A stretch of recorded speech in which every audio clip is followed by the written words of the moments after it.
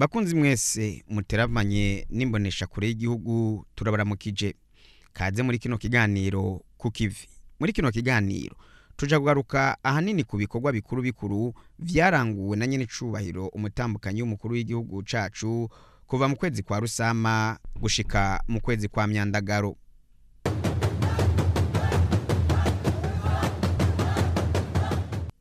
Turasubiriye kubaha ikaze.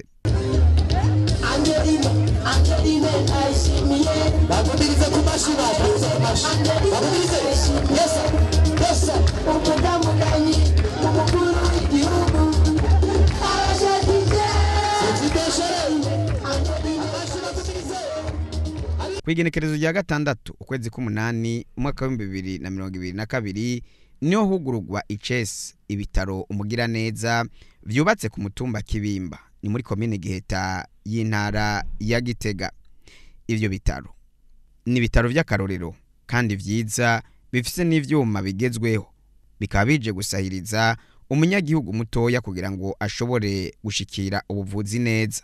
Ivyo bitaro bikaba bikukira Fondation Bonne Action umugira neza yatangujwe na nyene cubahiro umutambukanyi w'umukuru w'igihugu.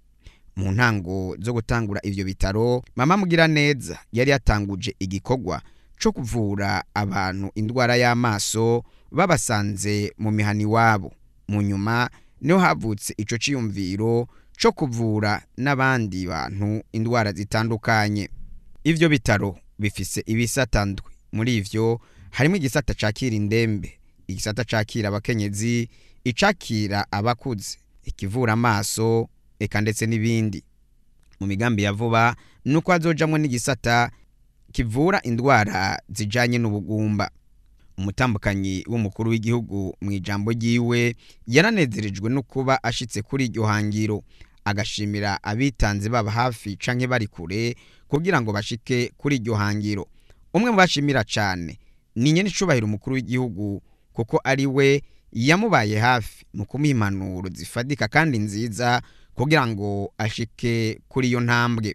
Tukaba twizeye ko ivyo bizofasha cyane cyane mu gupfunyiriza urugendo imiryango hari ija kurondera abaganga b'abahinga mu mahanga muri Afrika y'Epfo, Burayi n'ahandi. Bazokwifatira akabisi gusa bizira nga mu Kibimba, ntibazokwirwa barurira indege bagiye kurondera abaganga. Igisata cyo gupima indwara arico laboratoire naco nyene tugiye kugishiraho vuba. Ikindi twokongerako nuko ibi bitaro bitangwe vyitunganije neza mu bijanye n'abaganga n'abahinga mu bisata bitandukanye. Ibikoresho bitari bike byo gutangura tuzobandanya turondera n'ibindi bizokongerereza ibyo dusanzwe dufise, ariko gushika ubu ibikoresho byo kwakira abatwituye turabifise. Umukuru w'igihugu cacu nyene cubahiro Varisito Ndayishimiye niwe yari yateye iteka ivyo bikorwa vyo kugurura ICS ivyo bitaro umugira neza vyo mu Kibimba. Ijambo ryiwe yavuze ko ibikorwa nk'ivyo ari vyo gushigikira. Turanezerejwe cyane cyane nuko yitaho amagara y'abene gihugu. Twarashimye bijya bitaro yubatse Igitega, mu bitaro vy'Igitega akabigabira igihugu kugira ngo gishobore gutunganya amagara y'abakenyezi. Twarashimye ibitaro Fondation Mugira neza yubatse Ngozi byo gufasha abafise ingorane y'indwara zo mu mutwe. Turabakeje kandi turongeje mubandanye uko nyene igihugu cyakeneye ibikorwa nk'ibi, kirakeneye n'ibindi bisata ko navyo nyene vyotera imbere kuko abene gihugu bakenye vyinshi. None rero ni mubandanye muri akarorero n'abandi barundi baze barabona yuko ari bakwiye gusahiriza ibikorwa nk'ibi. Ibyo birori vyo kugurura ICS ibitaro umugira neza vyo mu Kibimba vyari vyatewe iteka n'abanyacubahiro batandukanye.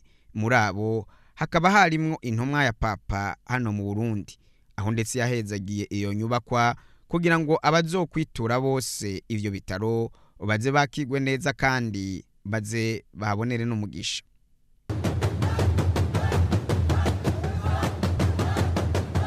muri uku kwezi k'umunani nyene umutambukanyi wa nyene cubahiro umukuru w'igihugu cacu yarifadikanije na nyene cubahiro umukuru w'igihugu mu guhimbaza umunsi wahariwe gushigikirana. Bakaba rero barafashije abenegihugu bafise amikoro make.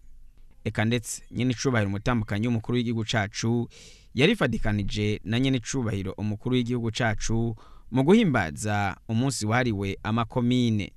Ico gikorwa kikaba cabereye muri komine ya Giheta ni mu ntara ya Gitega. Bakaba barasangiye n'abenegihugu ibifungurwa bitandukanye, eka ndetse bakaganira n'ibijanye n'iterambere rya komine. Ndabashimira rero abakora ibikorwa bituma Giheta isa neza. Ndashimira abagwizatunga bo mu Giheta bariko barakora ibishoboka byose.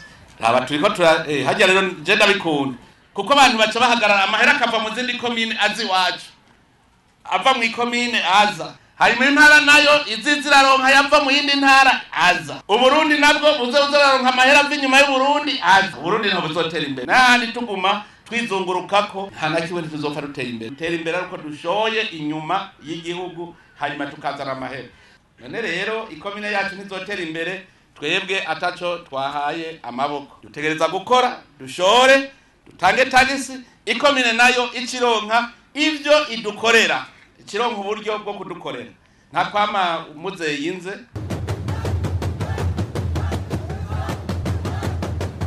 Mu gisata c'amagara y'abantu kwigenekerezo rya ndwi ruheshi nyene icubahiro umutambukanyi w'umukuru w'igihugu Angeline Ndayishimiye yaratanguje icese isekeza ry'indwi yahariwe amagara meza y'umuvyeyi n'ibibondo. Ico gikorwa kikaba cabereye muri komine Ruyigi, intara ya Ruyigi. Mwijambo yashikirije nyene icubahiro umutambukanyi w'umukuru w'igihugu yavuze ko ubushikiranganje bw'amagara y'abantu no kugwanya ikiza sida butunganya kabiri buri mwaka indwi yahariwe amagara meza y'abavyeyi n'ibibondo.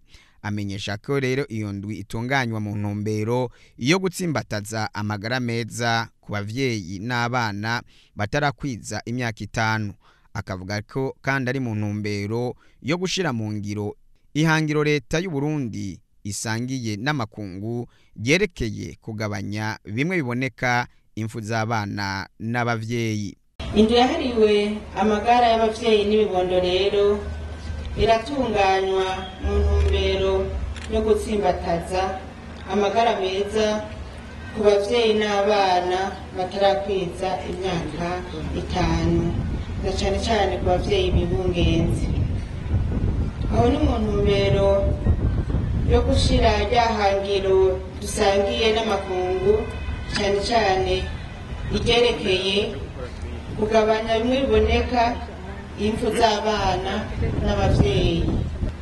Musanzwe mubizi mwese ko leta mvyeyi, leta nkozi yashize imbere mu migambi yayo guteza imbere amagara meza ku bavyeyi n'ibibondo.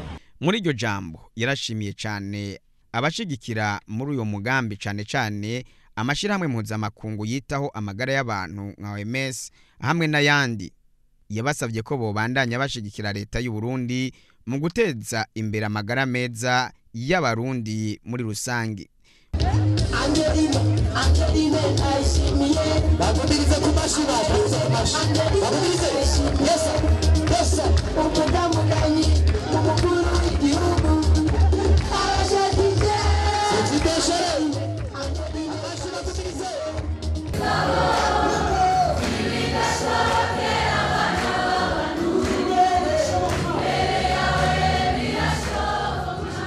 mu gisata c'indero naho mama mugira neza yarahaye inyigisho abanyeshure biga mu mashure y'indaro bo mu ntara za Bubanza, Muramvya hamwe na Gitega. Aho hakaba hari kuva ku magenekerezo ya 24 gushika ku 29 ruheshi umwaka wa 2022. Izo nyigisho zikaba zari zerekeye inyifato ibereye kugwaruka, kuba indongozi nziza mu kwita irondoka rijanye n'amagara meza, eka ndetse atibagiwe no kugwanya ikiza ronyanganda sida hamwe na COVID-19. Aho hose nyene icubahiro umutambukanyi w'umukuru w'igihugu yaragaragaje impuhwe, eka ndetse n'umutima afitiye ugwaruka, akaba yaraberetse ingaruka mbi ziterwa no kwitwara nabi aho yaciye hose yasabye ubwo gwaruka kwirinda ico cose corutesha amashure. Ati amashure ni kazoza keza kandi kazoza karategurwa. Bibondo dukunda ndabateye akamu ngo ntimuhemukire imico n'ubuntu ndetse n'akaranga n'imigenzo byamwe biranga Uburundi n'Abarundi. Nimwirinde cyane cyane guhurumbira ibihenda amaso, guhurumbira amaronko, kunywa ibiyayuramutwe, amarigara n'ibindi byose bikwegera urwaruka mu bushurashutsi. Bikaba aribyo bizanira amabi menshi urwaruka nka sida n'izindi ndwara zica mu bihimba by'irondoka, inda z'ishushu n'izindi ngaruka mbi mutayobewe. Abakera baramaze bati izija guhona zihera mu ruhongore. Nimwebwe mugize uruhongore, nimwebwe kazoza k'ejo, nimufate rero iya mbere mu kwitegurira kazoza keza, mu gufata ingingo nziza. Na cyane cyane wagakoni uzokwishimikiza mu busaza ugaca ukiri muto. Nimwebwe dukoni twacu tuzokwishimikiza tumaze gushika mu zabukuru. Ejo duhimbagwe no kuraga igihugu, urwaruka rufise amagara meza, rutadohotse ku mico n'imigenzo myiza yamye iranga Abarundi. Abahinga batandukanye rero mu gisata c'amagara y'abantu bareretse ubwo gwaruka rwo mu ntara zose umutambukanyi w'umukuru w'igihugu yaciyemwo ingaruka mbi rukunda guhura nazo iyo rutabereye magabo ngo gwirinde ubuhumbu, ibiyayuramutwe eka n'ibindi. Muri izo nyigisho rumwe mu gwaruka rugendana umugera wa sida eka ndetse n'abavyariye iwabo kubera ukwitwara nabi barahanuye bagenzi babo kugira ngo birinde ico cose coza kibatesha intumbero ntibashike kwihangiro ryiza rya kazoza. Izo nyigisho zikaba zafashwe mu mugongo n'ishirahamwe mpuzamakungu ryitaho amagara y'abantu OMS. Kuri amashure yose yagendeye akaba yagenda yitwaje agakemanyi kagizwe n'amamatera mu ntumbero yo gushigikira amashure kugira ngo abanyeshure bagire uburaro bwiza. Eka mbere namwe mu mavuriro akaba yararonkejwe ako gakemanyi. Tukibandanya n'ivyaranguwe na nyenecubahiro umutambukanyi wa nyenecubahiro mukuru w'igihugu cacu kwigenekerezo rya 27 Rusama, nyenecubahiro umutambukanyi w'umukuru w'igihugu yarahaye umubonano Betty Kibara arongoye Fondation Rockefeller. Bakaba bahayaze ahanini ibijanye n'imigambi itandukanye harimo guteza imbere igisata c'uburimyi, amagara y'abantu hamwe n'igisata c'amasoko ntanganguvu. Kwigenekerezo rya 10 ukwezi k'umunani mwaka wa 2022, nyenecubahiro umutambukanyi wa nyenecubahiro mukuru w'igihugu cacu yarakiriye Nicole Flora Kouassi yarasanzwe aserukira PNUD hano mu Burundi kuva mwaka wa 2019. Akaba rero yaraje kumusezera kuko agiye kubandaniriza ibikorwa vyiwe mu gihugu ca Niger. Uwo mushitsi rero yarashimiye nyenecubahiro umutambukanyi w'umukuru w'igihugu ku butwari bwiwe mu kwitangira na cane cane abandi. Aha agaruka ku bikorwa nyenecubahiro umutambukanyi w'umukuru w'igihugu arangura mu guteza imbere abakenyezi eka ndetse n'abigeme.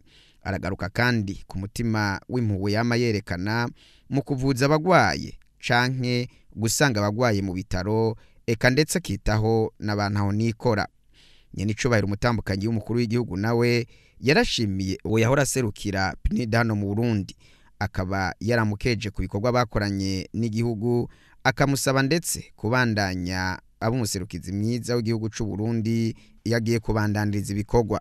Eka n'ibijanye no kwinonora imitsi, nyenecubahiro umutambukanyi w'umukuru w'igihugu cacu ntavyibagira. Mu ntumbero yo gushigikira umugwi nserukira gihugu w'abigeme Mama Burundi, kwigenekezo ya 23 Ruheshi yarishikiye ahari ko harabera imyimenyerezo ya nyuma y'umugwi nserukira gihugu intamba mu rugamba w'abigeme bari bimirije kuja mu mahiganwa yabereye mu gihugu ca Maroc. Nyenecubahiro Angeline Ndayishimiye yarateye intege uwo mugwi aho yabamenyesheje ko abarundi bose bashigikiye muri uwo mugambi wo gusirukira igihugu biciye mu nkino.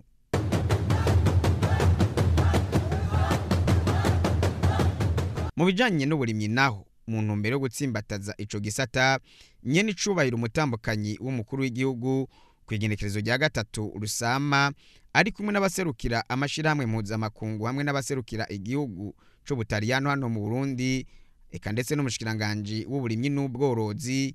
Nyene icubahiro umutambukanyi w'umukuru w'igihugu yarasaruye umurima wiwe w'itomati ukozwe mu buryo bwa kijambere warimwe mu kibimba, aho hose kwari ukwereka abarundi uburyo bushasha bwo kurima ukimbura ibintu vyinshi ariko warimye mu kibanza gito. Umushikiranganje Deogide Rurema yarashimiye cyane umuryango w'umukuru w'igihugu kuri ubwo buryo bushasha bw'uburimyi bw'itomati, aho yaciye ahamagarira abarundi kubukoresha kuko butanga umwimbu mwinshi. Turakeje umuryango wa nyene icubahiro mukuru w'igihugu cacu Burundi kuri agakaroro keza batweretse, tuboneraho n'akaryo kukutumirira mbere n'abandi cyane cyane abagwiza tunga ko mwabonye n'uburyo bwiza bwo kurima amatomati ameze neza atagwaye, akingiwe neza ingwara n'udukoko. Hari uburyo bwiza bwo kuvomera amazi, bwo kutabira uyu murima, gutyo bikaduha gusubira kwa kanovera umwimbu w'ibiterwa byacu ku buryo ntakekeranya yuko umwimbu nk'uyu ushobora gushorwa hanze kandi bagahorumbi. Ikindi ni kimwe nyene icubahiro mukuru w'igihugu cacu Burundi yama adukebura ati benshi bavuga ko amatongo ari mato ariko ikibazo sica amatongo. Murazi yuko abene gihugu benshi bari mu makoperative bamaze kumva gushira amatongo hamwe, ariko akana kandi kakabijya kukwerekana ubuhinga bwo kurima hato ukimbura byinshi. Abarundi twashize Imana imbere, niyo twizigira, niyo dusenga kandi niyo twemera. Nyene icubahiro umutambukanyi wa nyene icubahiro umukuru w'igihugu nahengeshanya nawe nyene kwifadikanya n'abandi mu gisabisho. Kwigenekerezo rya 19 ukwezi kw'indwi yarifadikanije n'abakristo bo mu ishengero ry'Urutare rirongowe n'uwahoze ari umutambukanyi w'umukuru w'igihugu Denise Nkurunziza. Muri ayo masengesho bari batumiye umuvugabutumwa ava mu gihugu ca Congo, Pasteur Marcelo Tunasi, aho yariko arigisha abubatse ibijanye n'umubano mwiza. Mu ijambo ryiwe nyene icubahiro umutambukanyi w'umukuru w'igihugu yarashimiye iryo shengero, asaba ndetse n'abari bitavye izo nyigisho ko bozishira mu ngiro kugira ngo umubano mu bubakanye ushishikare kuba mwiza. Ndashimire cyane bivuye ku mutima. J'aimerais donc remercier du plus profond de mon cœur ishengero ry'Urutare, l'Église du Rocher, na cyane cyane umukozi w'Imana mama we. Kuba hamwe namwe n'umugisha kandi n'umunezero kuri jewe. Nagira namwe ndabasabe, et vous également, j'aimerais vous demander iri teka Imana yaduteye ntujanjatweko. l'honneur que nous venons de recevoir de la part du Seigneur. Twabona turi ngaha no kumwe wese afise message Imana igomba kumva. Murakoze cyane. Imana yabeza. Byari bimwe mu byaranguwe na nyene icubahiro umutambukanyi wa nyene icubahiro umukuru w'igihugu c'u Burundi. Ivyo yaranguye sibi gusa, ariko hari n'ibindi yaranguye. Bakunzi rero, naduce turangiriza kino kiganiro ku kivi. Mwagize neza kubana natwe. Imana nyene amahoro ishishikare kubagirira neza mu banyi no mu vyanyu, ishishikare kubarinda, eka ndetse mushishikare no kugira ikiganza ciza c'Imana muri vyose. Murakoze.